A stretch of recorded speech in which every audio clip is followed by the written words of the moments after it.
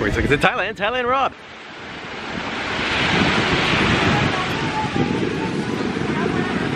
Do you remember when I said do you remember when I said the water is usually green or brown kind of in the off season, but then in the season it turns blue? DJ Priel, one of my Thai guys, one of my Thai friends, he taught me that. He said in October, water turns blue. And dang if he wasn't right. Very blue.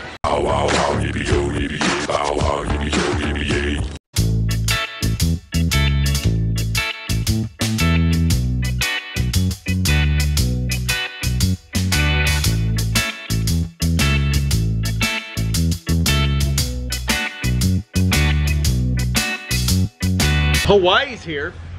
Well, his name's not Hawaii. That's kind of rude, sorry, but this guy, Aaron. Aloha. How long you lived in Hawaii? How long? 5 years. He's been here twice. Well, this is your second time in Kamala. Second time in Kamala. Yeah, so I've met him before and he came back and he said, hey, I'm gonna be back right before I'm getting ready to leave. Cheers. Touché. But you messaged me and you said, Rob, are you gonna be in town on this date? And I said, yes. And you said, because? I've got some stuff from you from Hawaii. This is cool because I've never been to Hawaii. If you've been to Hawaii, good luck with that because, well, maybe I can go to Hawaii.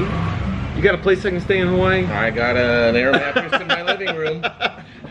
Well, anyway, maybe one day we'll, Hawaii, Thailand Rob, Hawaii Rob, no, Thailand Rob. Anyway. What we got? What we got? All right, what I brought you. Hopefully survive the trip here in my suitcase for 3 weeks.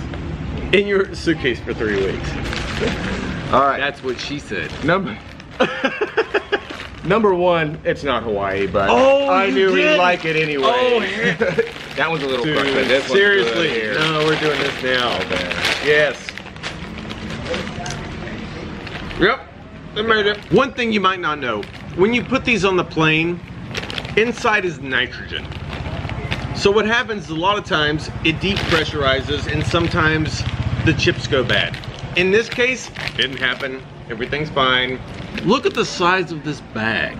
I have to eat this within 2 days because the humidity you'll get. The humidity over here is, you have no idea. These will go bad in 2 days. Even if you put them in the fridge, maybe you got a week. That's it. It's exactly the same in Hawaii. If you don't eat your chips or your bread or your tortillas within a couple of days exposed, stale. Same in Hawaii. Same.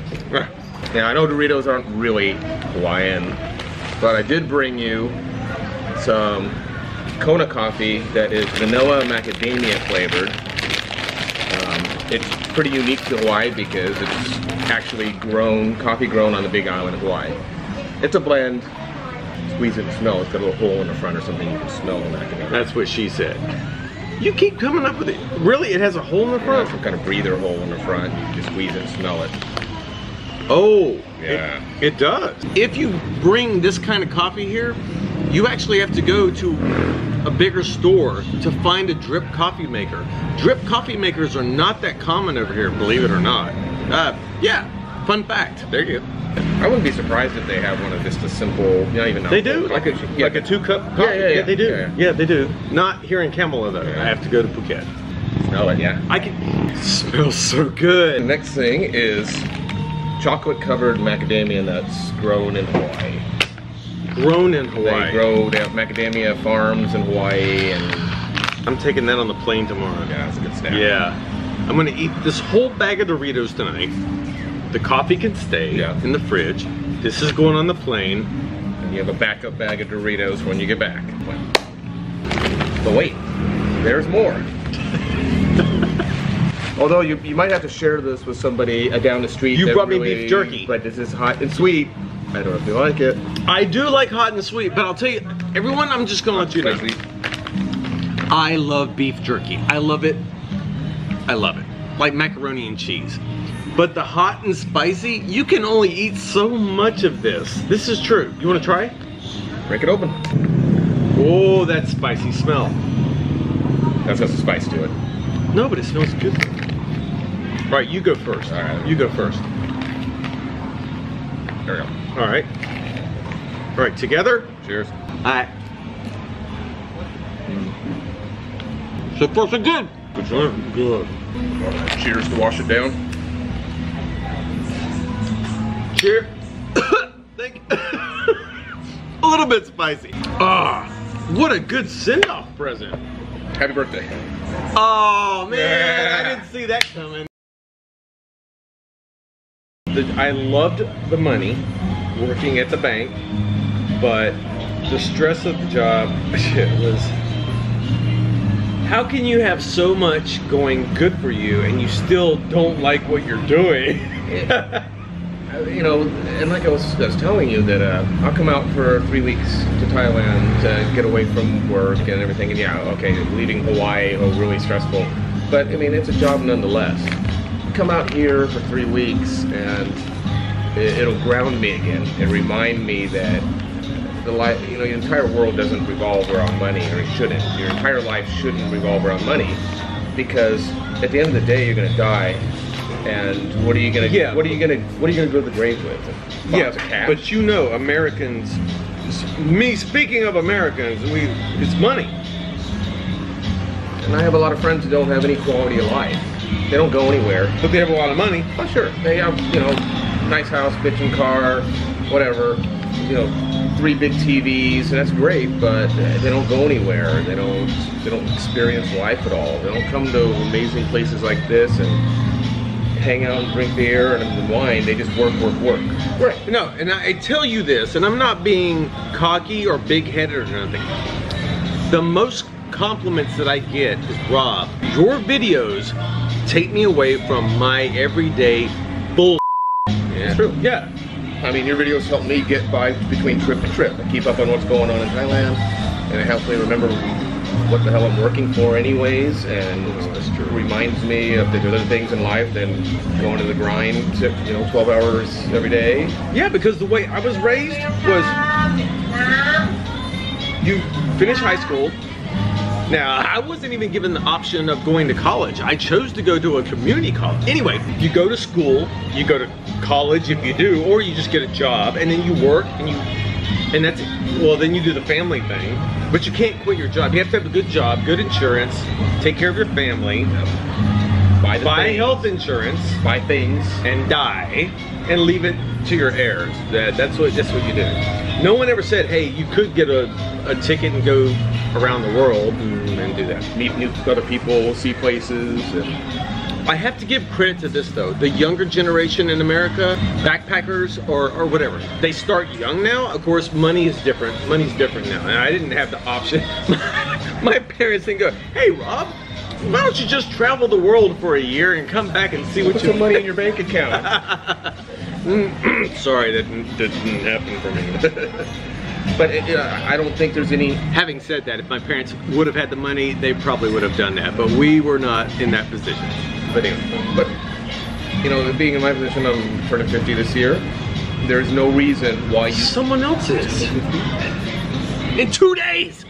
But yeah, turning 50. I mean, you're never too old to go and experience it. No.